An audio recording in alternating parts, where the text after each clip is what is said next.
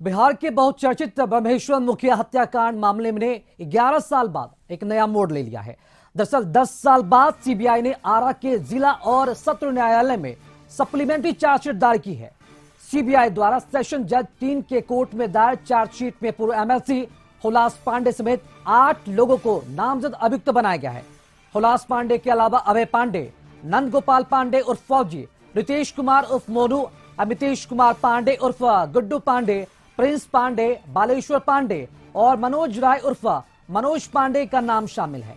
CBI के स्तर से दायर इस चार्जशीट में कहा गया है कि हुलास पांडे ने 7 अन्य आरोपियों के साथ मिलकर ब्रह्मेश्वर नाथ सिंह की हत्या का षड्यंत्र रचा था।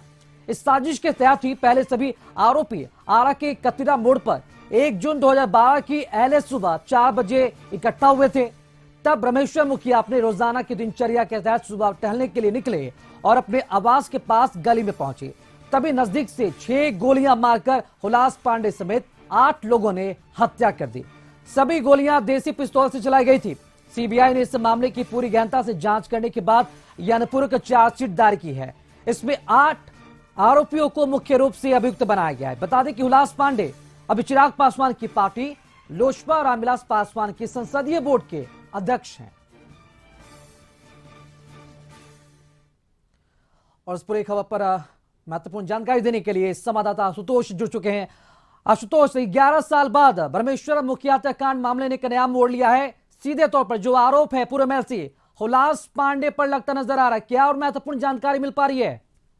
बिल्कुल पूरक चार्जशीट दायर हुई है सीबीआई की तरफ से और इस चार्जशीट में सीबीआई ने हुलास पांडे को भी अभियुक्त माना है। हुलास पांडे के साथ 7 और अभियुक्त है जिनका नाम इस चार्जशीट में दर्ज किया गया है और पूरी जानकारी दी गई है कि किस तरह से देसी पिस्तौल के सहारे ब्रह्मेश्वर मुखिया की हत्या की गई थी, किस तरह से प्लानिंग की गई थी, कौन सा चौक था जहां पर ये लोग एक साथ इकट्ठा हुए और चूंकि वो सुबह का वक्त था, सुबह के वक्त ब्रह्मेश्वर मुखिया टहलने के लिए निकलते थे और उसी दौरान उनकी हत्या कर दी गई। जो सीबीआई को सबूत मिला है उसके मुताबिक हुलास पांडे भी उस वक्त उस गैंग के साथ मौजूद थे जिसने हत्या की थी। तो स्वाभाविक तौर पर अब चिराग पासवान की पार्टी के लिए ये सेटबैक है क्योंकि हुलास पांडे उस पार्टी के बड़े कद्दावर नेता माने जाते हैं और अब हुलास पांडे पर कानून का शिकंजा कसता जा रहा है।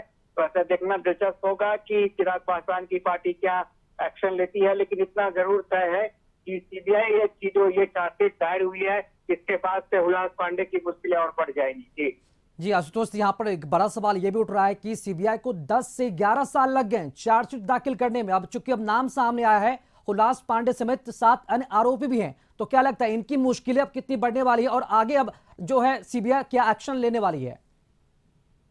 नहीं, बिल्कुल, और स्वाभाविक तौर पर जब चार्जशीट में नाम आ गया है तो अब ये नहीं कहा जा सकता है कि हुलास पांडे की संलिप्तता इसमें नहीं थी, चूंकि लंबे समय से ये जांच की प्रक्रिया चल रही थी और पूरे मामले में सीबीआई को काफी लंबा वक्त लगा पूरे मामले में चार्जशीट दायर करने में। तो अब चार्जशीट दायर हो चुकी है और अब जो कानूनी प्रक्रिया है उसके मुताबिक केस चलेंगे। तो देखना दिलचस्प होगा कि आगे केस के नतीजे क्या होते हैं, लेकिन इतना जरूर है कि हुलास पांडे की मुश्किलें अब बढ़ने वाली हैं। जी, बहुत बहुत शुक्रिया आशुतोष, खबर पर अपडेट जानकारी देने के लिए आपका।